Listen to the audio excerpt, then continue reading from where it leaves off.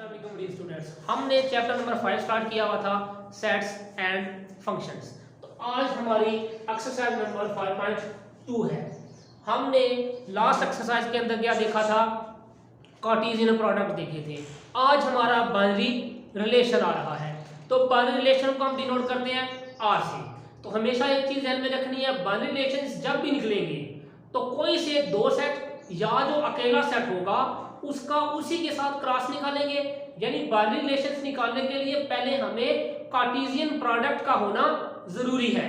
चाहे दो सेट हो चाहे एक हो, दो होंगे, सपोज ए और बी है तो पहले हम ए क्रॉस बी निकालेंगे, देन उसके बाइनरी रिलेशंस निकालेंगे। और अगर ए के सेट ए गिवन है तो हम ए का ए के साथ क्रॉस लेंगे, देन उसके बाइनरी रिलेशंस निकालेंगे। अब बाइनरी रिलेशंस होता क्या है, बाइनरी रिलेशंस किसी भी सेट का जब आप क्रॉस निकालते हो, कार्टेशियन प्रोडक्ट निकालते हो, तो उसके जितने पॉसिबल सबसेट्स होते हैं वो उसके क्या होते हैं, बाइनरी रिलेशन होते हैं।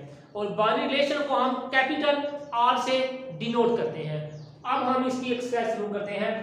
पहला सवाल है, ए और बी सेट आपको गिवन है, कहता है find 3 binary relations for each A cross B and B cross ए।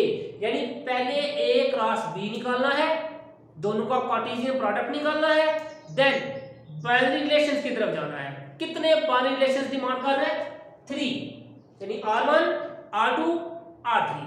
पहले हम कार्टेशियन प्रोडक्ट निकालेंगे, उसके बाद कोई से उसके जोड़े R1 में रिप्रेजेंट कर देंगे, फिर कुछ R2 में दे देंगे, कुछ R3 में दे देंगे। और जोड़े जो देने हैं उसको ऑर्डर बेस देने हैं, वो आप अपनी मर्जी से दे सकते हैं। बट जो R1 में चला गया वो R2 में नहीं आना चाहिए, इसी तरह जो R2 में आ गया वो R3 में नहीं आना चाहिए। हम इसको सॉल्व करते हैं। पहले क्या है, A क्रॉस B के लिए मांग रहा है, तो पहले A लिखेंगे क्रॉस यानी मल्टीप्लाई B। और एक चीज हमेशा याद रखनी है, ये सिंबल लिखने में मल्टीप्लिकेशन की तरह है, पर इसको पढ़ना मल्टीप्लाई नहीं है, इसको पढ़ना है क्रॉस, A क्रॉस B। और ये क्रॉस का वर्ड निकला है कार्टेशियन प्रोडक्ट से। पहला लेटर लेते हैं, पहला एलिमेंट P, इसको बारी बारी एक एक करके लिखते जाएंगे। PA PE, देन इसको I के साथ लिखेंगे, फिर O के साथ, फिर U के साथ। अब देखें P के साथ और कोई पॉसिबिलिटी नहीं, क्योंकि U पे फिनिश हो रहा है। अब क्या होगी, बारी आ जाएगी, सेम प्रोसेस क्या होगी नहीं।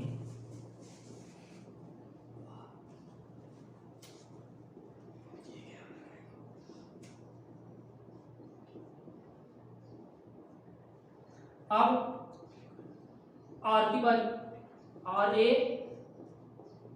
E I O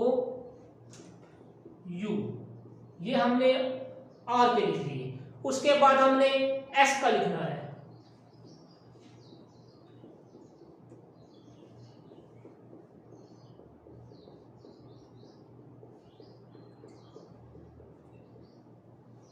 ये हमारा इसका Cartesian product A cross B पूरा हो गया। अब हम इसके देखते हैं बाइनरी रिलेशंस। 3 बाइनरी रिलेशंस निकालने हैं, उसने डिमांड की थी, R1 R2 R3। तो अभी मैंने आपको बताया था कैसे लिखने हैं, कोई से उसके ऑर्डर बेस आप R1 में लिख देंगे, कोई से 2 में, कोई से 3 में। अब अपनी मर्जी से लिखते हैं, PA PO QE QI, then RA SO। अब ये आपकी अपनी मर्जी है, जो मर्जी आपने फिर उसको दे दो। एटलीस्ट 2 ऑर्डर पेज को देने हैं, 2 से ज्यादा जितने मर्जी दे दे। इसी तरह R2 में आएगी, तो जो R1 में आ गया वो R2 में नहीं आ सकता। PA लिख लिया था, इसको हम PE दे देते हैं। उसके बाद एक क्या वाला इसको रिप्रेजेंट करते हैं, QA दे देते हैं। उसके बाद R की दफा हम इसको RU दे देते हैं। फिर S वाला देना है तो इसको हम SI दे देते हैं। अब मैंने इसको 4 एलिमेंट्स दिए हैं, 4 ऑर्डर पेयर्स दिए हैं, आप 4 की बजाय 5 6 भी इसको दे सकते हैं। इसी तरह सेम प्रोसेस से R3 निकलेगा, उसको हम इसको PU दे देते हैं क्योंकि PU हमने ऊपर नहीं लिखा हुआ। उसके बाद क्यू की दफा हम QA भी लिख चुके हैं, QE भी लिख चुके हैं, इसको हम QU लिख देते हैं। उसके बाद R के साथ हम इसको RE दे देते हैं, S की दफा हम इसको SA दे देते हैं। ये हमारा R1 R2 R3 तीनों बाइनरी रिलेशंस दे दिए। यही सेम प्रोसेस आपका चलेगा B क्रॉस A के लिए, यानी जब आप B क्रॉस A की तरफ जाएंगे, जहां A क्रॉस B निकाला था, सेम प्रोसेस से B क्रॉस A निकालेंगे, फिर सेम प्रोसेस से आपने तीन binary relations R1 R2 R3 भी फाइंड कर लेने हैं, यानी B क्रॉस A वाला काम आप लोगों ने खुद करना है। अब हम देखते हैं क्वेश्चन नंबर 2 जो था, वो भी सेम यही प्रोसेस है, उसमें भी A cross B, B cross A cross A, B cross B की डिमांड कर रहे हैं और साथ में बाइनरी रिलेशंस की डिमांड कर रहे हैं। 2 बोलेगा तो 2 निकालने हैं, 4 की डिमांड करेगा 4 निकाल देने हैं। जितने आपको वो डिमांड करेगा आपने उसके उतने बाइनरी रिलेशंस फाइंड आउट कर देने हैं। अब हम देखते हैं क्वेश्चन नंबर 3। इसमें हमें R1 दिया हुआ है, उसने खुद बाइनरी रिलेशंस खुद दे दिया, कहता है फाइंड, यानी then write the domain and range of binary relation R। Domain और रेंज ये दो चीजें होती हैं किसी भी फंक्शन के अंदर या किसी भी बाइनरी रिलेशन के अंदर। तो इसके अंदर बेसिकली होते क्या है, ऑर्डर पेयर्स होते हैं। तो हमने 9th क्लास में भी चैप्टर नंबर 9 के चैप्टर नंबर 8 के अंदर हमने ऑर्डर पेयर पढ़ा था, जिसको आपने ग्राफ के अंदर भी रिप्रेजेंट किया था, ठीक है जी।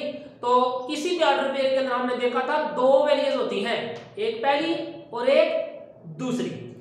पहली जितनी भी वैल्यूज होंगी वो सारी डोमेन होंगी, और जो सेकंड वैल्यूज होंगी वो हमारी रेंज होंगी,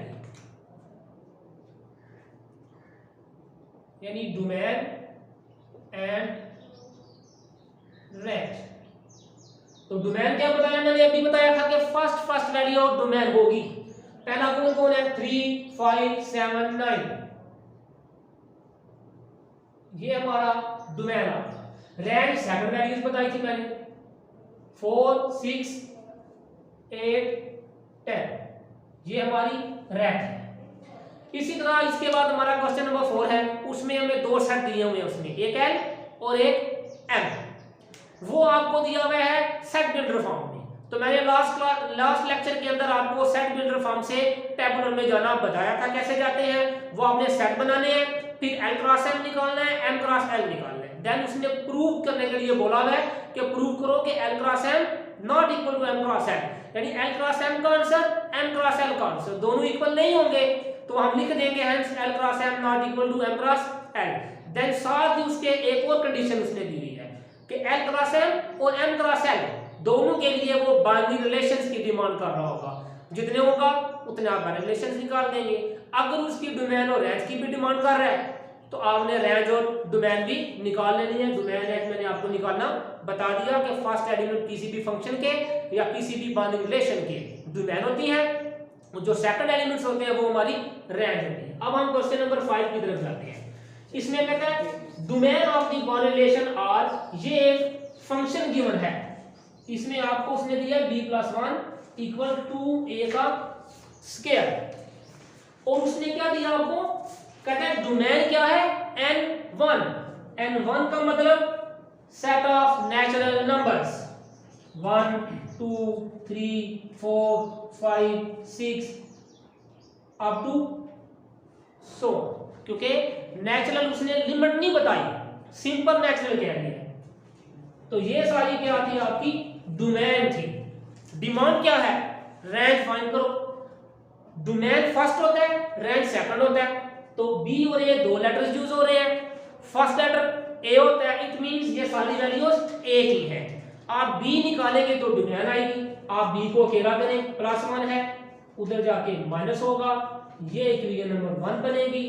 आप इसमें वैल्यूज पुट करते जाएं, put A equal to 1 in equation 1, 2 into 1 का स्क्वायर -1, तो 1 का स्क्वायर 1, 2 1 2 -1, 2 -1 1, यानी ये बी की फर्स्ट वैल्यू आपकी निकल आई। इसी तरह आपने क्या करनी है, बाकी वैल्यूज भी निकालनी है। तो इसको हम यहां पे लिख देते हैं।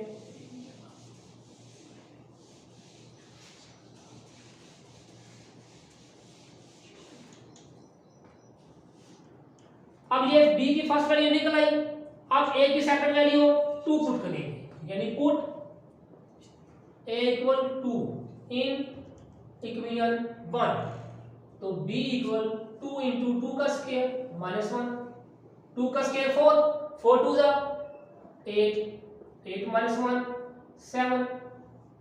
देन आप क्या करेंगे, 3 पुट कर देंगे, तो b इक्वल 2 इंटू 3 का स्क्वायर -1, 3 का स्क्वायर 9, 9 2 18, 18 -1 17, यानी ये b की नेक्स्ट वैल्यू आ गई।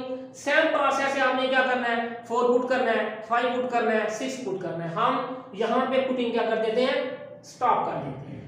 तो यही जो b की वैल्यूज है, यही हमारी क्या है, रेंज है।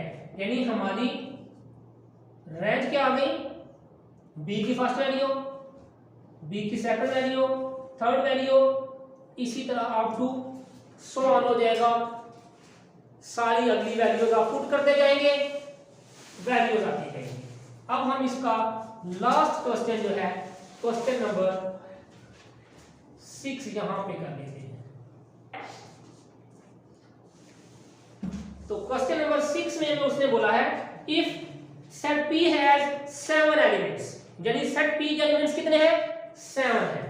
तो यहां पे लिखेंगे number of elements of set P के 7 एलिमेंट्स है इसके।